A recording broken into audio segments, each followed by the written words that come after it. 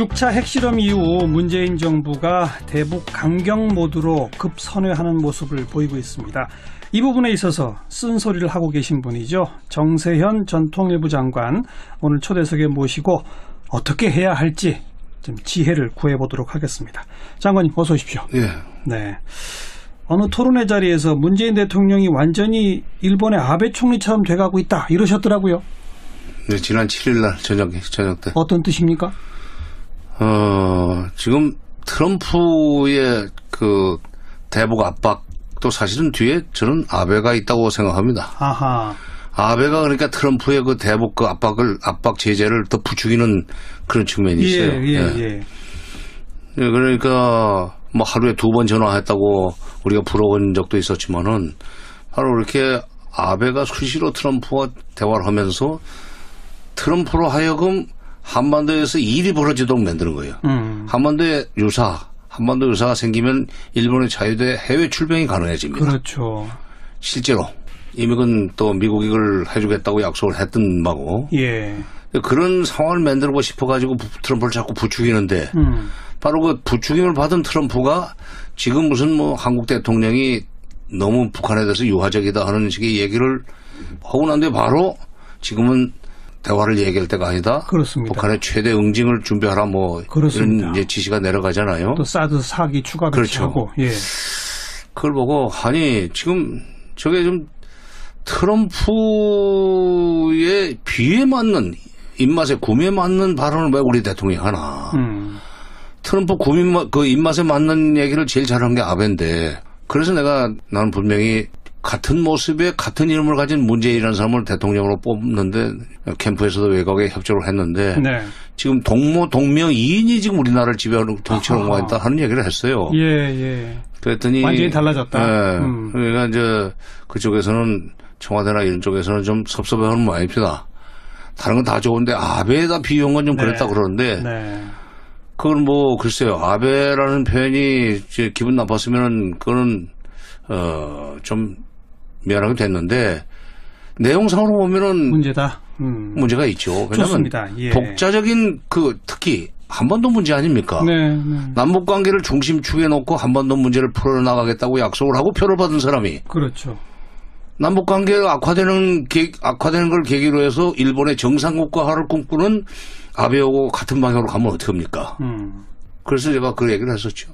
그 운전석에 앉아서 한반도 문제에 주도권을 쥐고 남북 대화의 물꼬도 트고 궁극적으로 그래서 미북 간의 대화까지도 연결시키고 그래서 북핵 문제도 해결하고 한반도 평화 체제로 간다. 뭐 이제 이런 대화 기조 위주의 노선을 우리 정 장관님께서 갖고 계시고 문재인 대통령도 후보 시절부터 그런 자세를 견지해 왔지 않습니까? 그러다가 이제 갑자기 변화한 건데 자, 이 변화에 대해서 지금 두 가지 아주 중요한 차이가 있습니다. 첫 번째는 우리가 그동안 김정일 체제까지는 북한이 진정 원하는 것이 미국과 평화협정을 맺으면서 핵을 포기할 거다라고 생각했는데 요즘 김정은의 일련의 과정을 보니까 김정은은 절대로 핵을 포기할 것 같지 않다. 거의 완성 단계에 왔고 핵 보유국으로서 미국과 협상을 해서 핵 보유국을 인정받는 선에서의 평화협정을 노리는 것 같다. 이러니 남북한 관계에서 핵을 갖고 있는 북한에 우리가 그 위협을 어떻게라도 하려면 강한 제재로 돌변할 수밖에 없는 거 아니냐라는 시각이 있습니다. 어떻게 보세요? 질문 잘하셨어요. 네. 북한 사람들은 그 사람의 말을 그 문장 전체를 봐야 됩니다. 북한은 조건절이 항상 붙어있는 말을 해요. 네. 이러이러한 상황에서는 우리가 뭘 할 수 없다. 바로 그 대목 북한이 핵을 포기할 생각이 없다고 단정하는 사람들은 김정은이 했던 말의 앞부분 조건절을 지금 생략하고 지금 해석하는 겁니다. 미국의 대북 적대시 행위가 중단되지 않는다면 우리가 핵을 포기할 수가 없다. 그렇게 돼 있어요. 예. 문맥이 그렇게 돼 있어요. 조건절. 그러니까 북한 사람들은 조건절을 잘 써요. 네. 우리보다 훨씬 많이 씁니다. 상대방의 책임을 넘기는. 그러니까 이 말에 의하면 미국의 대북 적대시 정책이 포기된다면 확실하게 포기할 수 있다? 그렇지. 포기한다는 얘기죠. 뒤집어 얘기하면. 그러니까 대북 적대시 정책이 포기되지 않는 한 우리가 핵을 포기할 이유가 없다는 그런 이 문맥으로 얘기를 했어요. 네. 정확한 지금 워딩은 제가 그렇지 않은데 하여튼 문맥은 그렇습니다. 예. 그러니까 미국 사람들이 바로 그 대목에서 지금 걸린 거예요. 아니면 뭐 윌리엄 페리 전 국방장관이나 조지 슐치 같은 사람 또는 뭐 돈 카플란 같은 사람도 북한은 이제 핵을 포기하지 않을 테니까 뭐 동결 정도에서 이 북핵 문제를 해결하는 정도의 목표를 설정하고 협상을 시작해야 된다는 얘기를 하고 있는 것 같아요. 예. 그걸 이제 미국에서 한 말이라고 해가지고 여기서도 금과옥조로 받아들이고 막 복사판이 돌아다니는 것 같은데 김정은 분명히 그랬어. 미국의 대북 우리에 대한 적대시 정책이 처리되지 않으면 네. 우리는 핵을 포기할 등의 이유가 없다. 그겁니다. 그러니까 그거는 그렇게 정리를 하고 그러다 보니까 무슨 뭐 해석을 잘 못하다 보니까 그렇다면은 우리도 전술핵을 데려와야 되는 거 아니냐. 뭐 핵무장도 해야 핵무장도 해야 되는 거 아니냐. 지금 하지만 지지 여론이 높아지고 있습니다. 글쎄요. 그러니까 네. 오늘 이 방송을 계기로 해서 김정은의 말이 원래 그런 뜻이 아니다. 절대로 핵을 포기하지 않는다는 뜻이 아니라 미국의 적대시 정책이 북한 대북 적대시 정책이 포기된다면은 그 핵을 포기하지 않을 이유가 없다는 네. 그런 함의를 가지고 있다는 것이 알려지면은 좀 달라질 겁니다. 예. 그러면 그 미국의 대북 적대시 정책의 포기라는 것은 기존에 우리가 구상했던 미북 평화협정 그거면 되는 겁니까? 수교. 미북 수교까지. 수교. 그다음에 주한미군 철수까지 요구하겠죠. 아니 근데 주한미군 철수는 확인해 볼 필요가 있어요. 원래 그 김일성 때도 그 90년대 초에 미국한테 미군 철수를 앞으로 요구하지 않을 테니까 수교를 해달라 하는 얘기를 92년 1월 21일 날 했습니다. 네, 네. 근데 미국이 그때 노했죠. 바로 아버지 부시 때. 그러면서 북한이 이거는 우리가 주한미군 철수를 요구하지 않는 조건으로 수교를 해달라는 데 거절한 거 보면은 장차 우리를 군사력으로 없애려고 그런 거 아니냐. 그렇다면 그들이 미국이 북한을 건드리지 못하게 할 수 있는 힘을 가져야 되겠다. 그래서 핵무장. 그게 이른바 자유력이라는 말이 나옵니다. 예. 핵무장을 하게 됐는데 예. 바로 미국이 이제 그 북한이 NPT 탈퇴하자 클린턴 미국이 바로 북한하고 협상을 해가지고 북한이 핵 활동을 중단하는 대가로 미북 수교 협상을 3개월 이내에 개시해 준다. 그다음에 200만 킬로와트 원자력 발전소를 쳐준다. 경수로. 예. 그 약속을 하지 않았어요? 94년 제네바 그렇죠. 협정이죠. 2005년 9월 부시 때 2005년 9월 19일 날 맺어진 9.19 공동선언에도 북한의 비핵화, 미북 수교, 일북 수교, 경제적 지원, 정전체제, 평화체제로 전환. 그러니까 미북 수교와 평화체제 또는 다른 말로 하면 평화협정 이 두 개의 반대급부를 주면 북한은 비핵화를 하겠다는 약속을 그때도 했어요. 그런데 네. 그 약속을 깬 것은 사실 미국입니다. 그러니까 다음 날 이제 BDA 금융 제재를 해버렸기 맞습니다. 때문에. 예. 그 장관님 보시기에는 김정은 체제도 그 노선을 그대로 유지하고 있다고 보신다. 그러니까 이 사람들 유훈 중시하잖아요. 예. 김일성 때부터 그랬어요.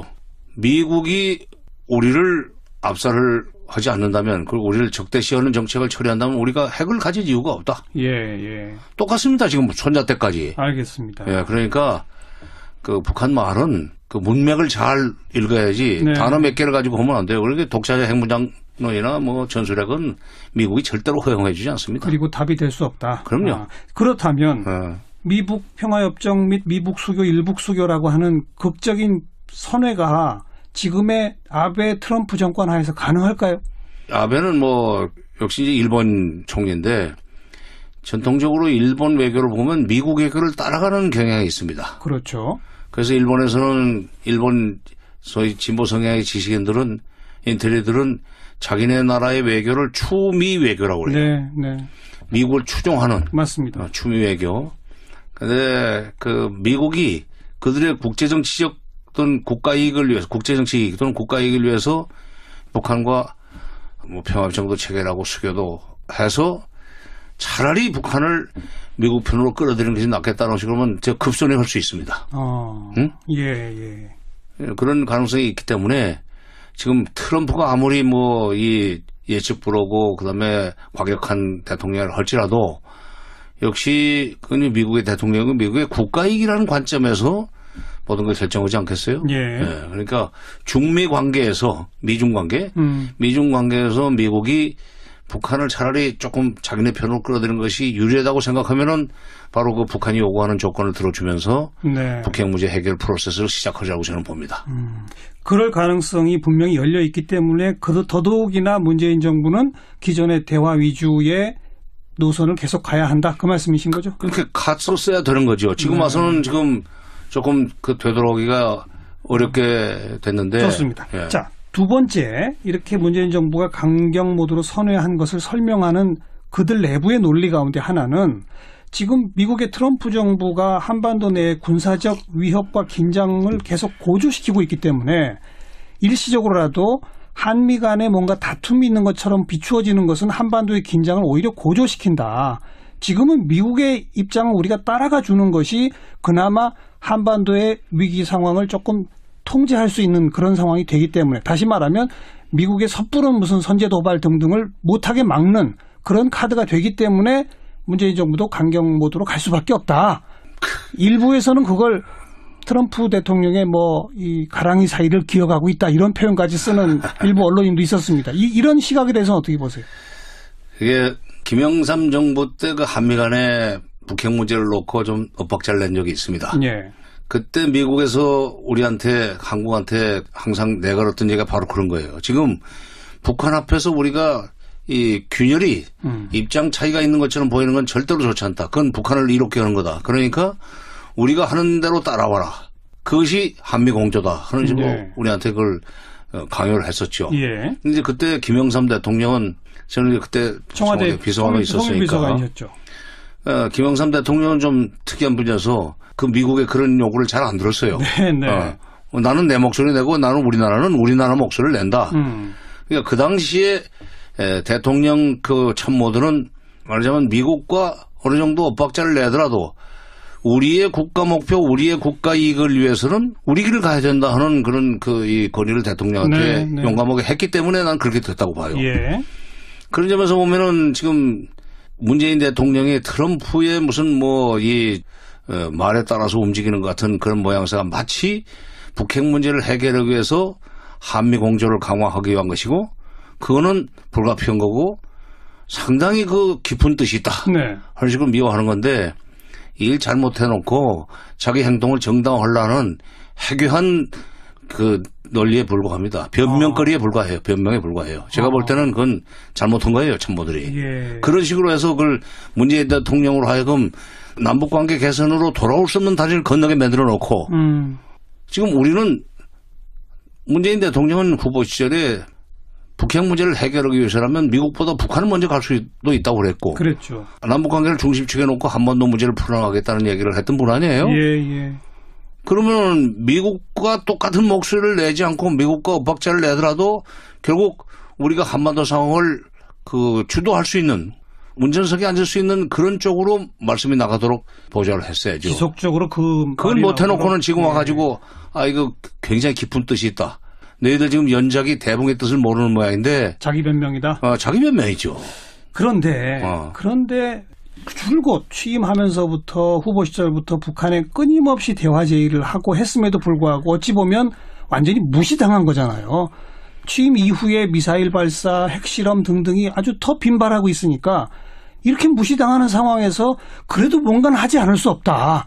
이런 논리는 또 어떻게 보세요? 그거 참, 대화라는 것이 소련마저도 러시아마저도 대화하자고 손을 내밀었는데 상대방이 잡지 않더라도 그 손을 걷어들이지 마라. 그게 그야말로 외교에 능한 대국들이 하는 짓입니다. 네. 우리가 북한한테 대화를 제의했는데 거절당했다. 또는 묵묵보다 이런 방구 대꾸도 없다. 그런데도 불구하고 우리가 계속 대화를 구걸해야 되느냐 하는 식의 소위 그 감정 섞인 표현들을 쓰는 사람들이 있던데, 네. 그거는 한반도 문제의 특성도 모르고 우리가 한반도 상황을 주도해 나가야 되는 데 있어서 우리가 가져야 될 자세에 대한 아무런 의식이 없기 때문에 그런 겁니다.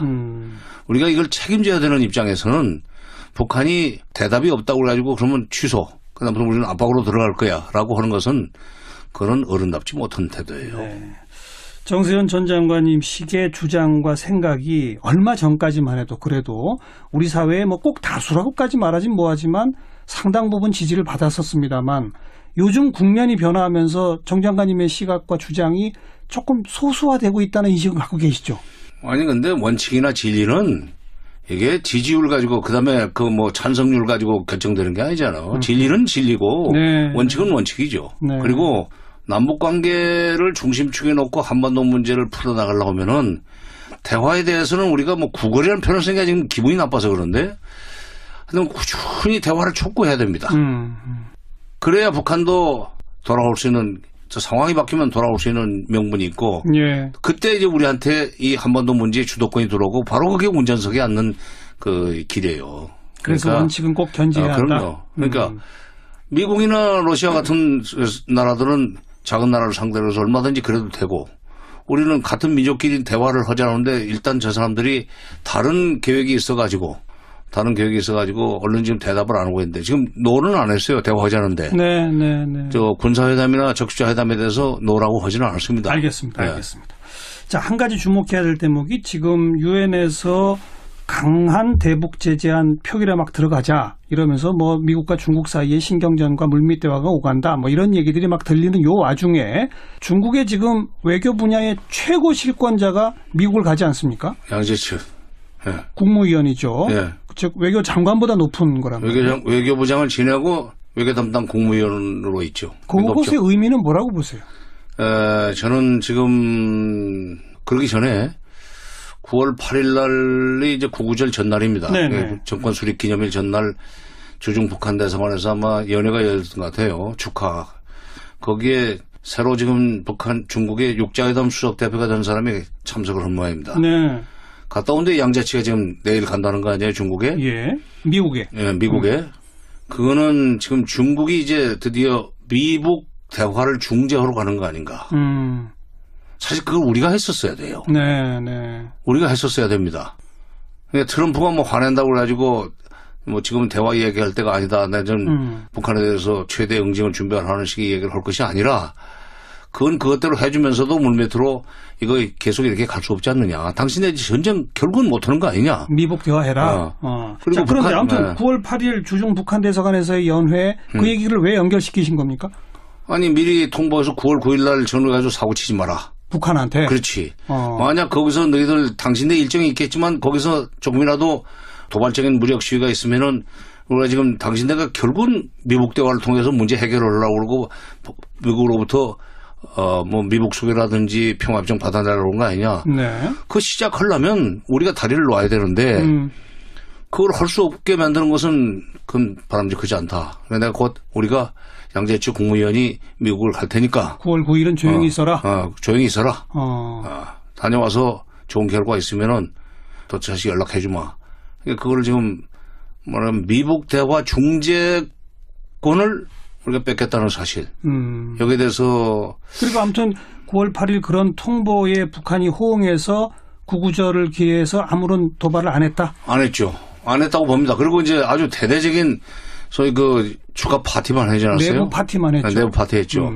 그거는 물론 국내 정치적으로 상당히 그걸 좀 과시해서 김정은의 리더십을 좀 더 강화, 부각시키려고 하는 측면이 있지만 그러나 그런 식으로 해서 도발을 하지 않았다고 하는 것이 지금 양재치한테는 미국에서 할 얘기가 있는 거죠. 네. 우리말을 좀 듣는다. 그러니까 이번에 그 중재가 양재치의 중재가 어느 정도 효과를 발휘할 가능성 어떻게 보세요? 그거는 이제 모르죠. 이제 트럼프 정부가 그걸 받고 득실을 비교하지 않겠습니까? 네. 득실을 비교할 텐데 이제 그때라도 우리가 의견을 내서 자 중국도 그렇게 나선다면 이제 러시아도 거기에 동참할 것 같은데 이번에 유엔 대북 제재 기획안에 중러가 계속 대화를 강조하고 제재 기획안이 별로 뭐 결과적으로 손방망이 되지 않았어요? 네, 많이 약화됐죠. 네, 손방망이 됐는데 그렇게 한 걸로 봐서는 결국 이제 제재도 앞으로 더 이상 할 수 없고 그렇다면은 이제 대화로 가야 된다. 중국이 이렇게 나설 때 미국도 대충 지금까지의 강경 입장을 접고 대화로 가는 게 좋지 않겠느냐. 그래서 우리 빨리 베이징으로 가서 육자회담을 엽시다 하는 얘기를 우리가 이제는 해야 돼요. 이제라도? 네. 그래도 거기 대화, 미북 대화를 권유하는데 1등은 못해도 2등은 해야 될 거 아니에요. 중국이 중재해서 미북 대화에 물꼬가 트여지면 그야말로 그게 진짜 코리아 패싱이 될 수 있겠네요. 글쎄, 그러니까 그동안에 했던 일 때문에 코리아 패싱이 일어나도 할 말은 없죠. 문재인 정부의 급작스러운 강공선회가 코리아 패싱의 원인이 될 수 있다. 그렇죠.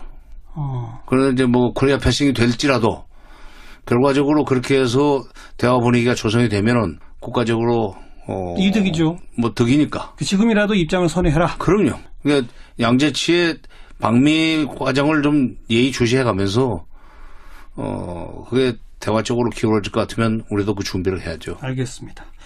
문재인 정부의 이쪽 안보 외교 안보 라인에서 정세현 전 장관님 안 찾아옵니까? 안 찾아와요. 안 찾아와요. 쓴소리를 많이 하니까. 그리고 정권 창출 내지는 대선 과정에서 외곽에서 도운 사람은 계속 밖에 있고, 그다음에 이미 들어가서 팀이 짜여져 있는데 다 그 경험도 있고 나름대로의 식견도 있고 이론도 있는 사람들이 뭐 계속 밖에 사람들한테 고치받을 건 뭐 있어요. 제가 대단한 무슨 뭐 산신령 같은 무슨 뭐 이 현명한 지혜를 가지고 있는 것도 아니고. 알겠습니다. 네. 어쨌든 문재인 정부의 갑작스런 대북 항공 모드 전환, 그것을 뒷받침하는 두 개의 큰 논리, 김정은은 절대 핵을 포기하지 않을 것이다라든지, 그건 틀린 거고. 또 지금은 한미동맹을 강화해야지 한미 간 균열이 생기면 오히려 한반도 긴장이 고조된다라는 그 두 논리가 다 잘못됐다. 잘못됐죠. 그리고 이미 중국이 움직이기 시작하고 있으니 이걸 주시해보자. 중국이 움직이는 것은 저는 심상치 않다고 생각합니다. 네. 뭔가 지금 물밑에 와서 미중 간의 물밑대화를 통해서 와서 모양새 갖춰가지고 얘기하면 들을 가능성이 있다고 생각하니까 양재치가 움직이지 그냥 한번 가보는 건 아닐 거 아니에요. 알겠습니다. 오늘 말씀해 주신 정세현 전 장관님의 상황인식 잘 좀 맞아떨어지기를 저도 정말 기대해 보도록 하겠습니다. 오늘 말씀 잘 들었습니다. 예, 잘 써요. 네. 우리보다 훨씬 많이 씁니다. 상대방의 책임을 넘기는, 그러니까 이 말에 의하면 미국의 대북 적대시 정책이 포기된다면 확실하게 포기할 수 있다? 그렇지, 포기한다는 얘기죠. 뒤집어 얘기하면. 그러니까 대북 적대시 정책이 포기되지 않는 한 우리가 핵을 포기할 이유가 없다는 그런 이 문맥으로 얘기를 했어요. 네. 정확한 지금 워딩은 제가 그렇지 않은데 하여튼 문맥은 그렇습니다. 그러니까 미국 사람들이 바로 그 대목에서 지금 걸린 거예요. 아니면 뭐 윌리엄 페리 전 국방장관이나 조지 슐치 같은 사람 또는 뭐 돈 카플란 같은 사람도 북한은 이제 핵을 포기하지 않을 테니까 뭐 동결 정도에서 이 북핵 문제를 해결하는 정도의 목표를 설정하고 협상을 시작해야 된다는 얘기를 하고 있는 것 같아요. 예. 그걸 이제 미국에서 한 말이라고 해가지고 여기서도 금과 억지로 받아들이고 막 복사판이 돌아다니는 것 같은데 김정은 분명히 그랬어요. 미국의 대북 우리에 대한 적대시 정책이 처리되지 않으면 우리는 핵을 포기할 등의 이유가 없다. 그겁니다. 그러니까 그거는 그렇게 정리를 하고 그러다 보니까 무슨 뭐 해석을 잘 못하다 보니까 그렇다면은 우리도 전술력을 데려와야 되는 거 아니냐. 뭐 핵무장도 해야 되는 거 아니냐. 지금 지지 여론이 높아지고 있습니다. 글쎄요. 그러니까 오늘 이 방송을 계기로 해서 김정은의 말이 원래 그런 뜻이 아니다. 절대로 핵을 포기하지 않는다는 뜻이 아니라 미국의 적대시 정책이 북한 대북 적대시 정책이 포기된다면은 그 핵을 6차 핵실험 이후 문재인 정부가 대북 강경 모드로 급선회하는 모습을 보이고 있습니다. 이 부분에 있어서 쓴소리를 하고 계신 분이죠. 정세현 전 통일부 장관 오늘 초대석에 모시고 어떻게 해야 할지 좀 지혜를 구해보도록 하겠습니다. 장관님 어서 오십시오. 예. 네. 어느 토론회 자리에서 문재인 대통령이 완전히 일본의 아베 총리처럼 돼가고 있다 이러셨더라고요. 네, 지난 7일 날 저녁 때. 어떤 뜻입니까?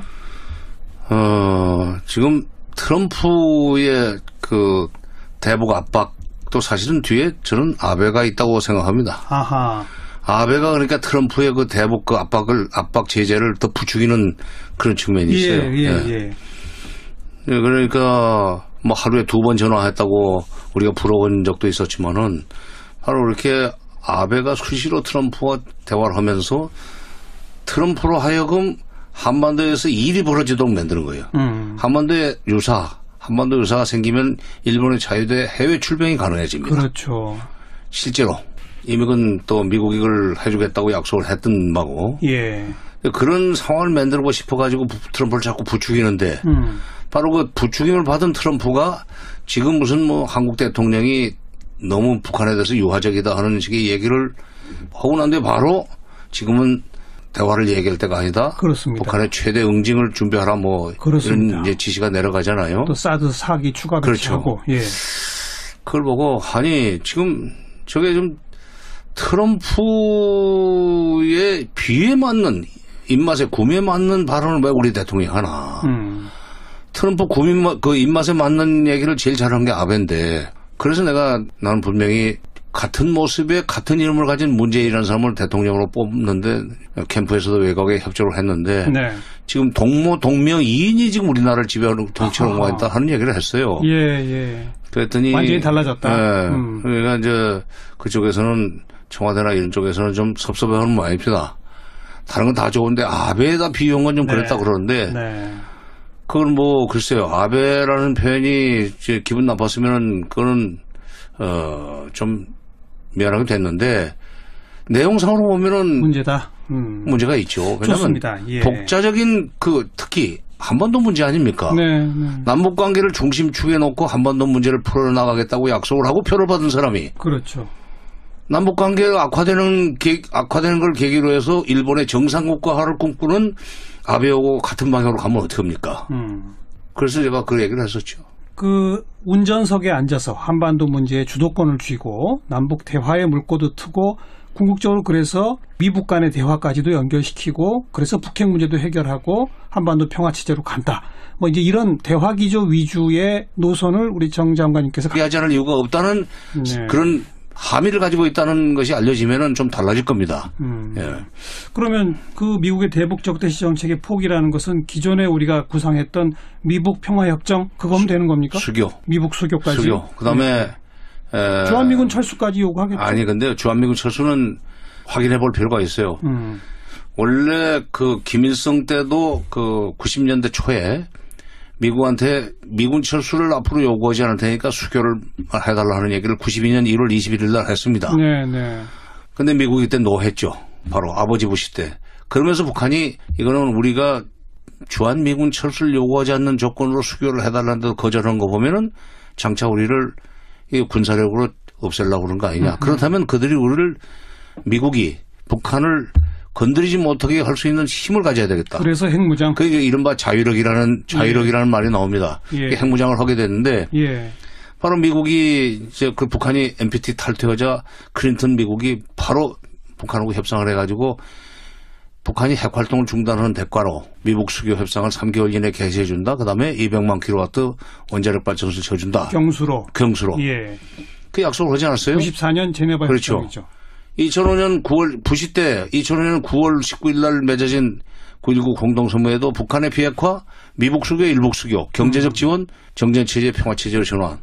그러니까 미북 수교와 평화체제. 갖고 계시고 문재인 대통령도 후보 시절부터 그런 자세를 견지해 왔지 않습니까? 그러다가 이제 갑자기 변화한 건데 글쎄요. 자, 이 변화에 대해서 지금 두 가지 아주 중요한 차이가 있습니다. 첫 번째는 우리가 그동안 김정일 체제까지는 북한이 진정 원하는 것이 미국과 평화협정을 맺으면서 핵을 포기할 거다라고 생각했는데 요즘 김정은의 일련의 과정을 보니까 김정은은 절대로 핵을 포기할 것 같지 않다. 거의 완성 단계에 왔고 핵 보유국으로서 미국과 협상을 해서 핵 보유국을 인정받는 선에서의 평화협정을 노리는 것 같다. 이러니 남북한 관계에서 핵을 갖고 있는 북한에 우리가 그 위협을 어떻게라도 하려면 강한 제재로 돌변할 수밖에 없는 거 아니냐라는 시각이 있습니다. 어떻게 보세요? 질문 잘하셨어요. 네. 북한 사람들은 그 사람의 말을 그 문장 전체를 봐야 됩니다. 북한은 조건절이 항상 붙어있는 말을 해요. 네. 이러이러한 상황에서는 우리가 뭘 할 수 없다. 바로 그 대목. 북한이 핵을 포기할 생각이 없다고 단정하는 사람들은 김정은이 했던 말의 앞부분 조건절을 지금 생략하고 지금 해석하는 겁니다. 미국의 대북 적대시 행위가 중단되지 않는다면 우리가 핵을 포기할 수가 없다. 그렇게 돼 있어요. 예. 문명이 그렇게 돼 있어요. 조건절. 그러니까 북한 사람들은 조건절을